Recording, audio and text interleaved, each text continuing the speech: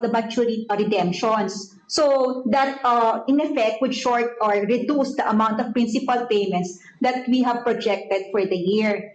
And also there are also some policy made by the Bangko Sentral, like for instance the lowering of the reserve requirement, which would also in effect would lower the interest rate and provide more liquidity onshore. So we are tapping more domestic borrowings than our planned external borrowings. So it's really more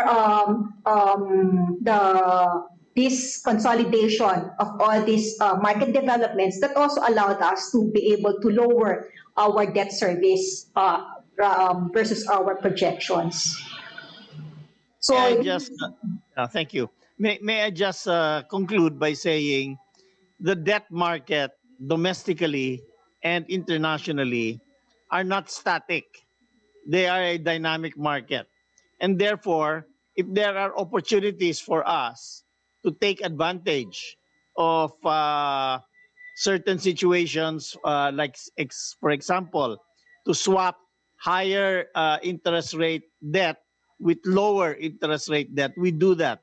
Or if we are able to extend our maturities, we also do that. So again, the department and the Bureau of Treasury react to the dynamic nature of the debt market, and of course, we are not always able to predict the movements of the market. But rest assured, we do our best to do the best by the Filipino people. Thank you. Thank you, Mr. Chair, Mr. Secretary. So, exactly, ano po ang every year na umuutang tayo, ano po ang mga determining factors, no, para tayo umutang every year? Every year, we borrow because number one, we invest actually more than we make investments more than our revenues. That is a very wise thing to do, especially if the return on investment is lower than the cost of the debt. So that is why we borrow. Another reason is because maybe our expenditures go up, like because of the pandemic, or we are short temporarily in our collections of revenues. So those are the factors that affect our the reasons for borrowing. And also, we also borrow when there are new projects that have been developed by the different departments. Thank you, Mr. Chair. Thank you, Mr. Secretary. So, as you mentioned, isa sa malaking factor bakit tayo nangungutang every year is because of our deficit, no? Next slide, please. I'll show to you. Yes, and we have a deficit. And basically, in the past years, we have had deficits because we are investing in our human capital, because we are investing in our physical infrastructure. And in the recent years, because we have had a spike in health expenditures because of the pandemic. Those are the basic reasons for the deficit spending.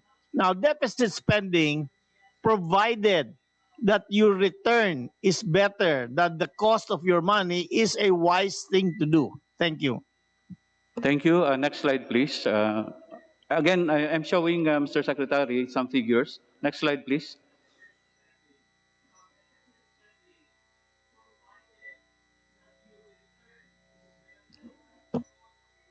To our staff. Next slide, please.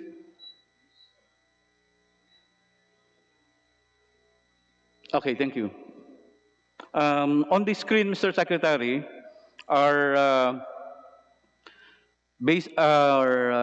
data on fiscal program, no, which we will find the deficits in our budget. Are these figures correct? Let me check, please, with our own figures. What I have here is in 2.6, for example. Tingnan mo na. Where do we have the deficit? I got these figures from the BASF and the National Government He's Fiscal going from Program. 2016. Who has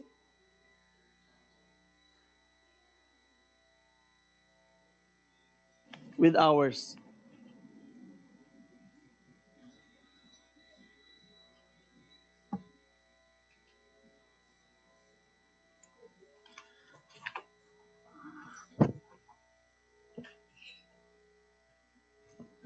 As 507.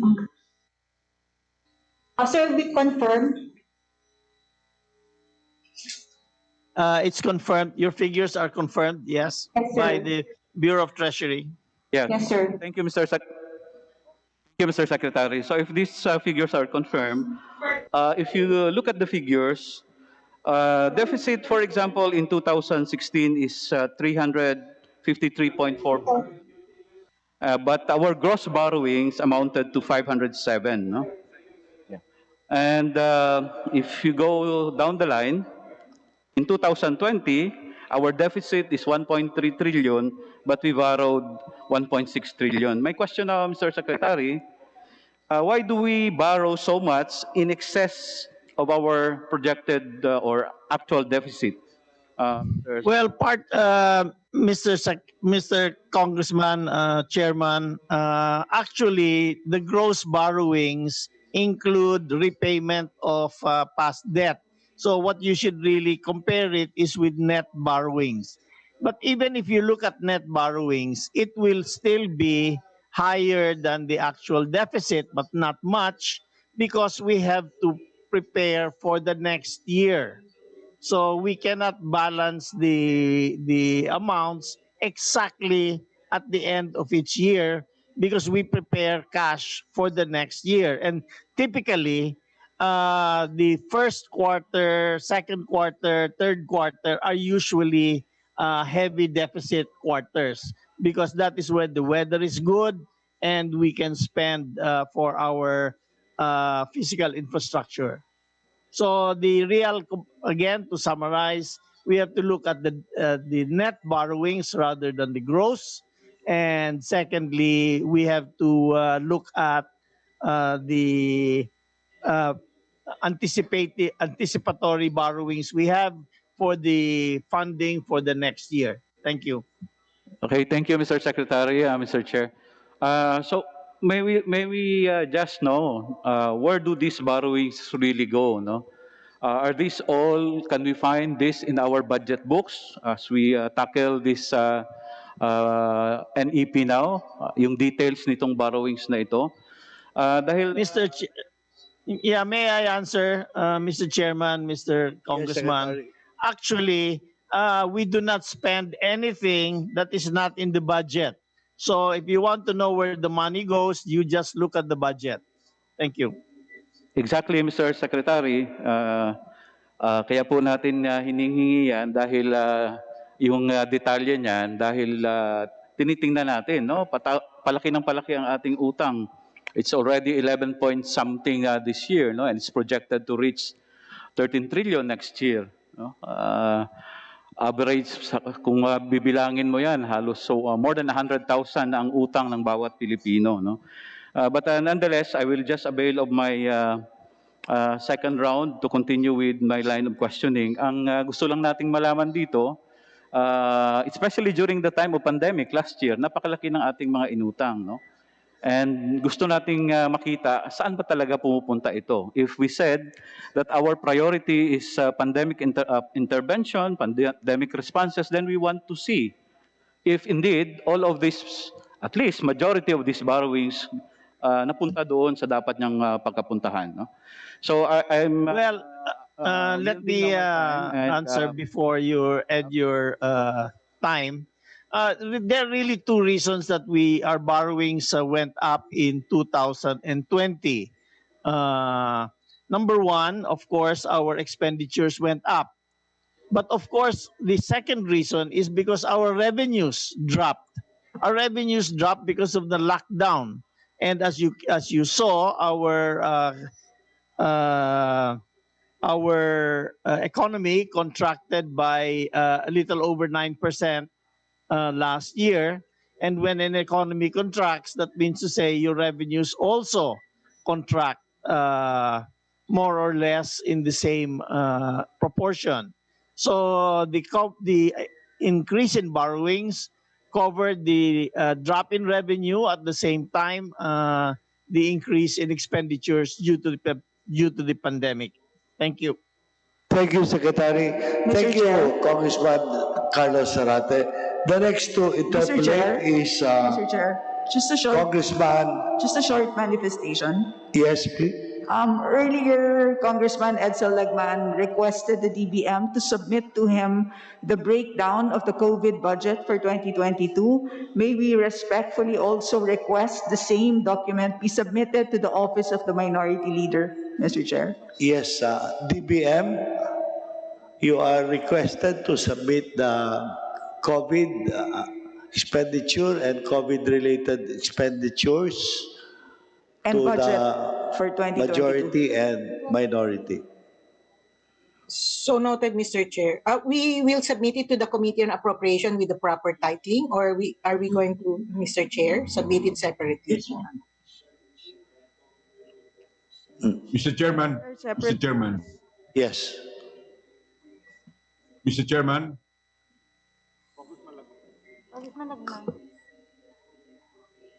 Mr. Chairman, Yes, Congressman Lagman. Just a earlier, manifestation. Mr. Chairman, I was proceeding with my interpellation, but unfortunately, I was muted. I was muted most of the time, so I could not interact with the secretary as well as with the national treasurer. May I resume my interpellation so that I could finish my time? Yes, Congressman Lagman, can you just wind up, please? Because in your first interpellation, there was already some exceeded minutes. Please wind up your questions for the Secretary. Yeah. My questions are very short. By the way, my last point was that the interest payment as well as the principal amortization constituting the debt service amounts to 1.3 trillion for 2022. My question is, what is the ratio of 1.3 trillion to the gross domestic product? My response, Mr. Chairman and Congressman Lagman, is for 2022, the projected interest payment as a percentage of GDP is 2.32%.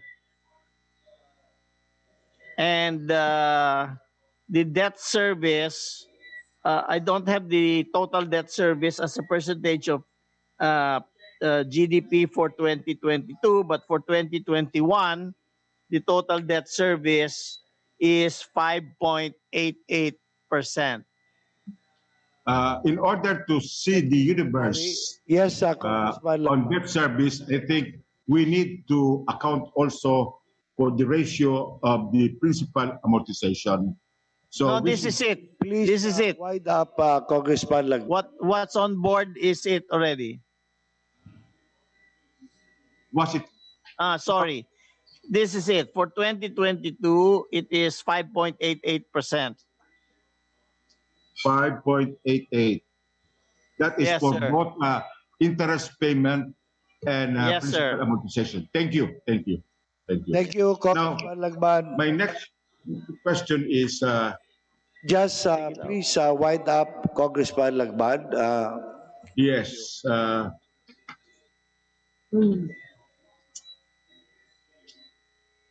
Now, we keep on saying about multiplier effect, more particularly with respect to the build program. My question is, how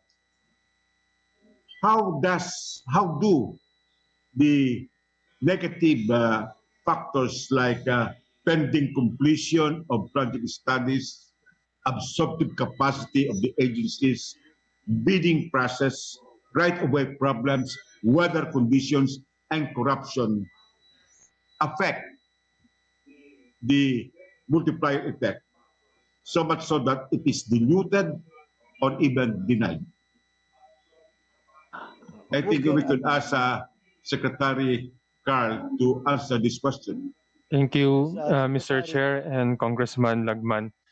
There are many factors that enter into a successful infrastructure project, and good preparation is key. Another factor is timely passage of the budget, because we want to take advantage of the first 5 months where the weather is relatively dry. So all of these are incorporated, and the multiplier effect, of course, will be less if we miss the boat. However, because of our large infrastructure gap, which this administration is addressing squarely, we will still see those benefits once the infrastructure program is built. I would like to note also that in my presentation that we have more than doubled the share of infrastructure as a percent of our economy during this administration. And we continue to program at least ₱1 trillion worth of infrastructure over the medium term. Thank you. Thank you, How Chua. long have you been missing Congressman the boat? Lagban, your time has already is already up. Your first, can you reserve your succeeding questions to the second round? Congressman Okay, thank you, Alan T, Mr. Chairman. please. Mr. Chair, Mr. Chair, over here, Mr. Chair. Mr. Chair, Yes, Congressman Alan T. Veloso po. Congressman Veloso po. Mr. Chair, before that, Wala dito. Mr. Chair, Kunting tanong lang. Mr. Chair, I was supposed, Mr. Chair, with Yes, Congressman Veloso. I thought that after Congressman Lagman, I would be called minority, majority. Then all of a sudden, Congressman Zarate was called. May I know, Mr. Chair, at what number do I appear in the list?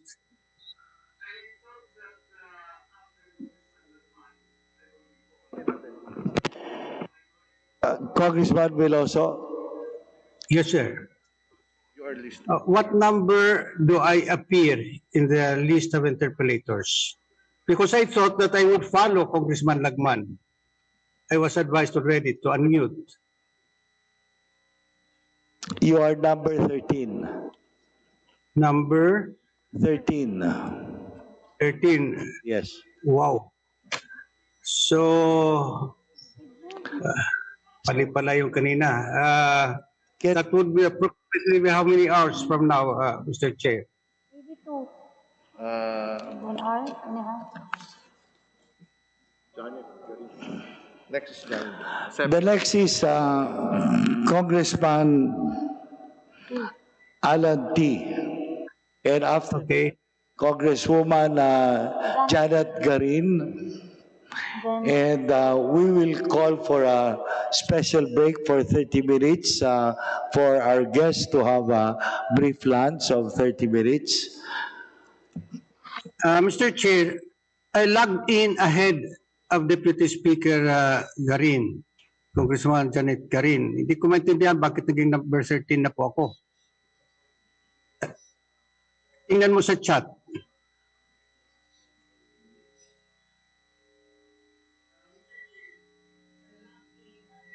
Congresswoman Brosas gave way to Congresswoman Janet Garin.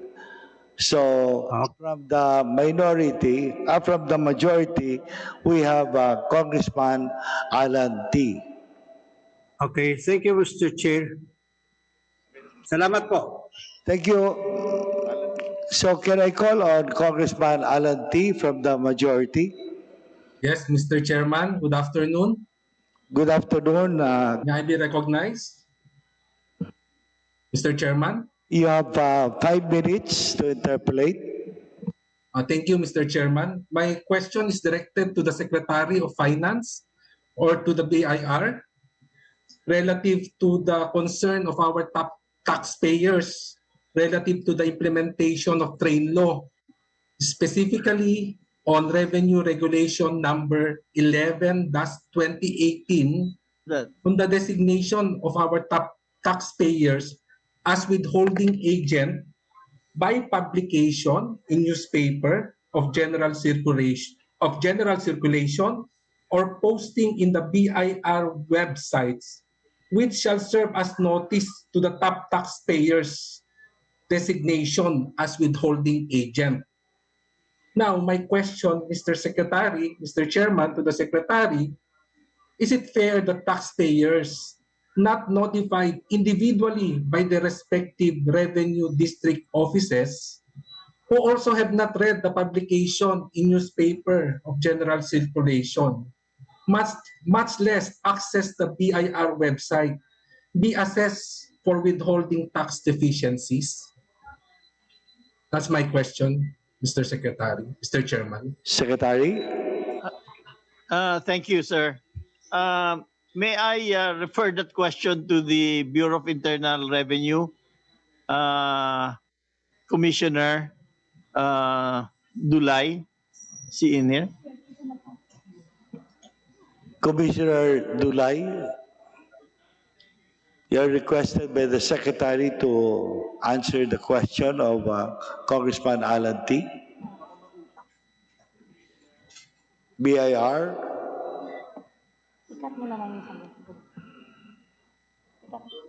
Anyway, what's the answer? Do you know?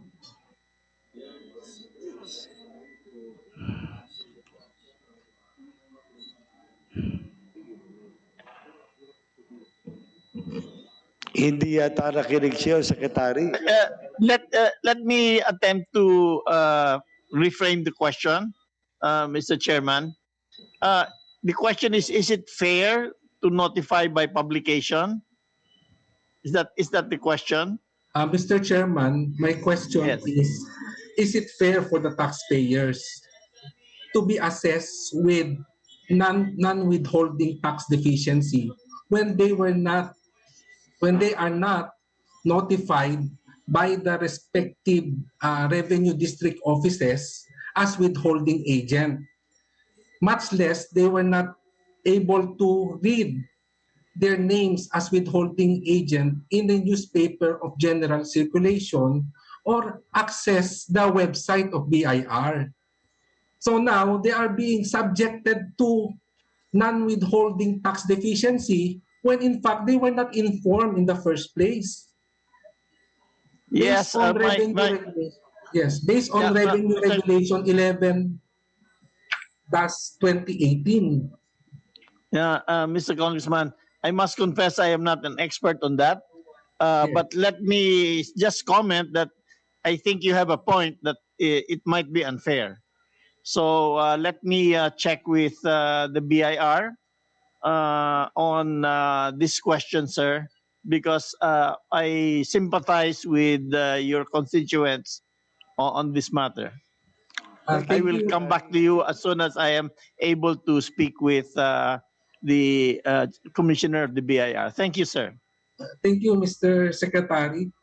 And also, Mr. Secretary, if I may suggest that since the withholding tax deficiency refers to income tax, there must be a relief wherein or whereby the taxpayer concerned may submit the certification from its suppliers that they have already, when they declared their sales transaction, with the BIR. So there is no revenue loss when the supplier have already declared the sales transaction with the taxpayers being subjected to withholding tax deficiency. That's all, Mr. Chairman. I, Mr. I, I Secretary. agree, Mr. Congressman. And we will respond to you in writing about these questions. Thank you, Mr. Secretary. Thank you. That's all, Mr. Chairman. Thank Thank you. you, thank you, Congressman T. Secretary, you were requested the BIR to submit why there is some retroactive measures, and then Yes. Yes. and then another. Yes, I will get the BIR to respond in writing officially to the congressman, the good congressman. Thank you, sir. Noted. Now we go to our last speaker, interpolator before our 30-minute break, Congresswoman Janet Garin. Thank you very much, Mr. Chair. Am I clear? Mr. Chair? Please proceed. You have 5 minutes. Yeah, maraming salamat po, Mr. Chair. Post my the Department of Finance. In a recent article, the International Monetary Fund has approved a general allocation of special drawing rights amounting to the equivalent of $650 billion. According to the IMF, in their website, the Philippines gets a share of that allocation in accordance with our share in the IMF, and that is roughly around 139.75 pesos at a conversion rate of $1 is to 50 pesos. Still, according to the same website, this fund was released last August 23. It also mentioned that it was not alone. Can the Department of Finance confirm this? What is the nature of this fund? How will this be utilized? Can this be used for a pandemic response? Thank you, Mr. Chair. Thank you, Congressman Garin, Mr. Chairman. I believe that the institution that deals directly with the IMF is the NEDA. Bangko Sentral ng Pilipinas, and I would think they would probably be in a better position to respond to your query. Thank you, ma'am. Thank you, Secretary. Well noted. Yeah, Mr. Chair, can we request BSP to respond to my initial query? Good afternoon, Mr. Chair. Your Honor, my name is Iluminada Sikat, Senior Assistant Governor from the Bangko Sentral. Now, on the question of the good Congresswoman regarding the SDR, well, SDR is a liquidity creation by the IMF in times when the global economy is experiencing some challenges. Now, this time around, again, the IMF created that SDR with the intent to provide liquidity to member countries of the IMF.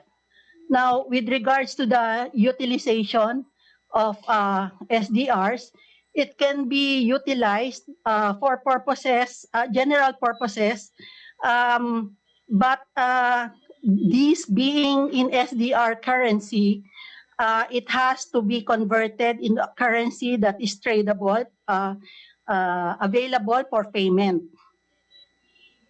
So in other words, Mr. Chair, Your Honor, can we use that for our pandemic response? Yeah, technically, Madam Chair, Mr. Chair, Your Honor, technically the funds can be accessed for funding by the member country. Mr. Chair, Napag-usapan na po ba ito? Yes, Mr. Chair, Secretary. Mr. Congressman, Congressman Garin, may I just respond? The SDR, as explained by the BSP, is a liquidity measure. Ma'am, liquidity is not our problem. We have plenty of liquidity. because this SDR is going to increase our reserve requirement, and our reserve requirement is already over 100 billion pesos, which is quite sufficient for our needs. Okay. Now, utilizing this for COVID response, of course, is possible. But our limitation in spending is a fiscal limitation, not a liquidity limitation. Liquidity, as I said, we have had no problem raising liquidity. Our problem is our fiscal deficit. This year is expected, last year was over 7%, and this year is expected to be over 9% of GDP. That is our real problem. Now, what we have to do is try to see, and I have asked my staff to see if we can convert the SDRs somehow into fiscal space. That is going to be a matter of study between us and the BSP, but only if we can do that can we increase our spending because we will have additional fiscal space. To be quite honest with you, our real problem here is that we are borrowing more than what we are spending on our investment in infrastructure. When you start doing that and you are using up your fiscal space to cover current expenditures, our credit rating and our credit worthiness is going to be badly affected. That's why in my speech, I said it is very important that we manage our debt and our spending very, very carefully. Thank you very much. Thank you, Secretary. Yeah, thank you very much. Mr. Chair, Honorable Secretary, maraming salamat po sa kasagutan nyo, no? And for the clarity, whether it is being discussed and able, and we hear you clearly. Maraming salamat po. Moving, Mr. Chair, to my next question. This is a takeoff from the initial question on COVID-19 vaccines. Again, I remember the earlier statement of our acting secretary, Secretary Kanda, of the Department of Budget and Management, na kaya daw po nilagay sa unprogrammed fund yung 45 billion for possible third shots. Let me clarify. I wouldn't call the third shot as a booster shot because on the grounds, we're seeing a lot of vaccinated people who are getting infected because the Delta variant was able to find its way and to replicate more than to the extent of 1,000 times this. Ang ibig po sabihin, kapag yung virus na bago ngayon, which is expected to dominate our country now, kung dati-rate nagkakaroon lang tayo ng 1,000 virus or 5,000 virus after replication, ngayon nagiging 1,000,000 ito o 5,000,000. In other words, the first 2 doses that we were getting apparently are now both primers. Because in basic vaccinology, the basic mantra is always prime, additional prime, and then boost. So that means first, second, and third dose. Now, all over the scientific community is already very much aware that the third dose is needed. Not to mention the fact that vaccination will now have to entail even those below 18 years old, probably the 2 to 3 years old up will already be included. With this, may I inquire from the Department of Budget and Management, itasama sa plano because I really cannot see the correlation between putting an unprogrammed fund or just putting the budget of vaccines on the line item. Believe me, many vaccinated are already getting infected, and I am one of those. At napakahirap po, no? That's why we are also seeing a lot of younger people who are ending up in house simply because they are not yet part of our priority population.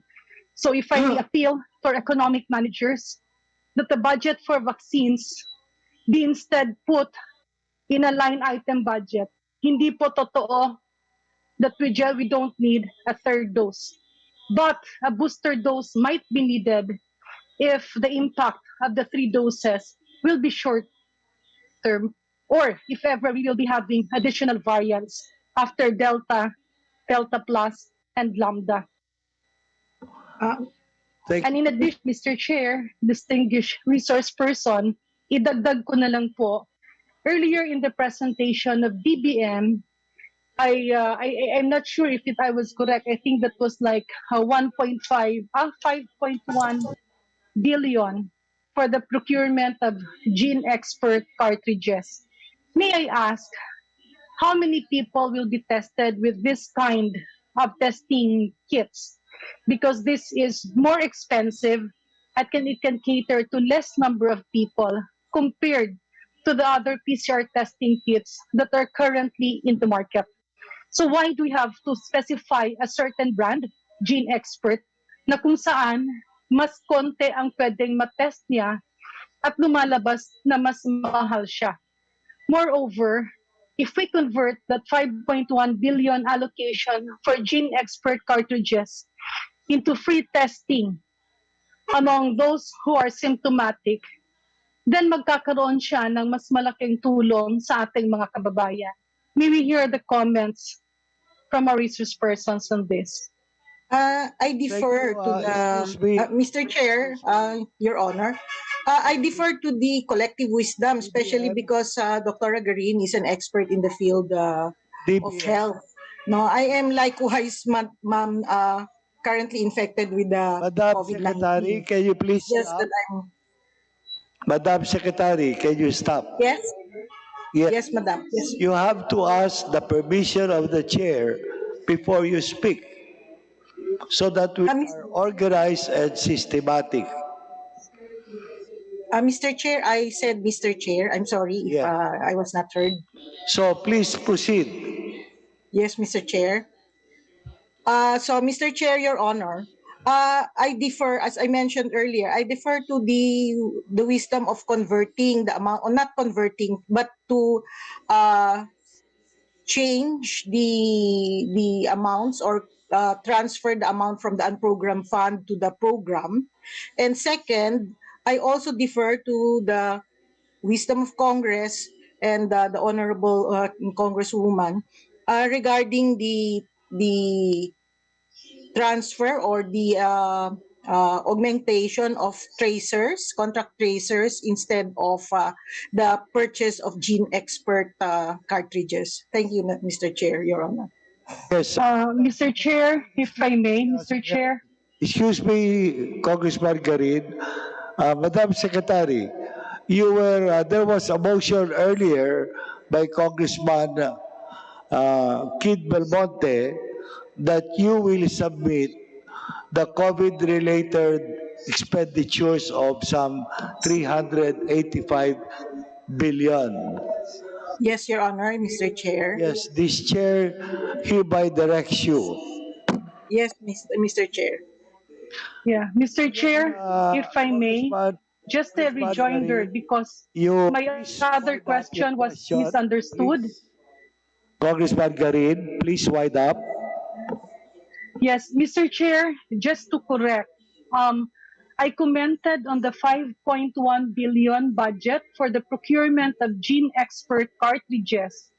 It is a brand of testing being used by some laboratories, especially at the time that we still didn't have enough molecular laboratories. However, it can only test 1 to 4 patients, in contrast to the usual machines that we have that can actually test 1 to 96 patients. With the volume of infections that we are having now, I find it impractical to make a line item budget of 5.1 billion very specific to a brand of a testing kit. That was actually the point of my question.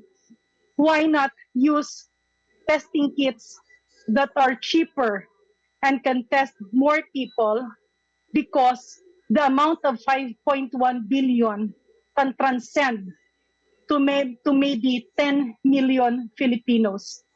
But if we use Gene Expert cartridges, I believe that amount can cater to roughly only 3 million Filipinos or even less. That was actually the point of my contention, because testing has been very difficult, especially for those who could not pay for it. And my last question, Mr. Chair, is with regards to our social workers. With all the ayudas and the funding for 4Ps, and with all the other help and financial assistance that our government will be giving, foremost in this task are our social workers. I do also empathize with our frontline health workers and the other vaccinators who are currently also infected with COVID. And they have been given as an amount, no, to cater for the risks that their professions are giving them. However, for our social workers, a special allowance for social workers and field workers has not been given. I am not sure kung meron bang nakalaang pondo para sa kanila o mabibigyan ba, because my experience in working with the social workers and the health workers in the local communities, ang dami-dami na pong social workers na infected. In fact, even in testing, we have been testing them for free, donated testing kits for their use. However, if they get sick, medyo hirap din sila, lalo na sa gastusin ng mga gamot. So, is this included in the pipeline? Can our economic managers look at the possibility of also giving a special allowance Congressman, for social workers? you have far exceeded your 5 minutes. Please wind up. I have already propounded my questions, Mr. Chair, and I am waiting for answers. Thank you, Congresswoman Garin. We will now take a 30-minute break and Answer muna. Answer muna, hindi pa na-answer. you had a question, Congressman Garin? Yes, Mr. Chair, I have already forwarded the questions, and I am waiting for answers from a resource person.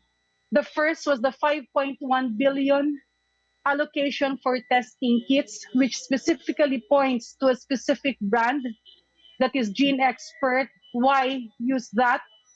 Why not look for the cheapest that we can get?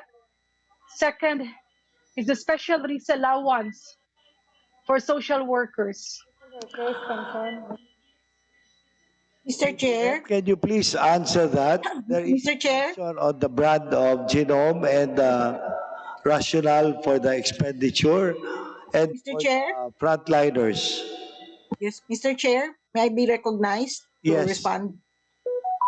As to the gene expert, Mr. Chair, Your Honor, I would like to clarify that this is part of the request of DOH when they submitted their proposal way back in April. No, so we really profess no expertise in the choice of testing kits. So as I mentioned earlier, we defer to the wisdom of Congress in the selection or choice of the testing kits. If it is more economical to use other testing kits, we do not have any preferred brand at the moment.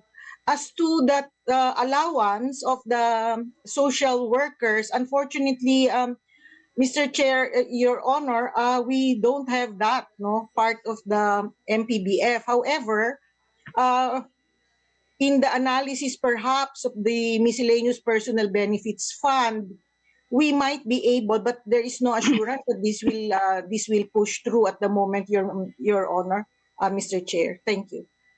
Thank you, Secretary. So we now proceed. We will adjourn first for a brief lunch. We will suspend for a brief lunch. Suspend, Mr. Chair. Suspend. Yes, we will suspend the briefing for 30 minutes. Secretary Dominguez, Governor Jokno, and Secretary Calchua, the undersecretaries and assistant secretaries. Please, we will Resume in 30 minutes. resume in 30 minutes at about 2 o'clock. Maraming salamat po.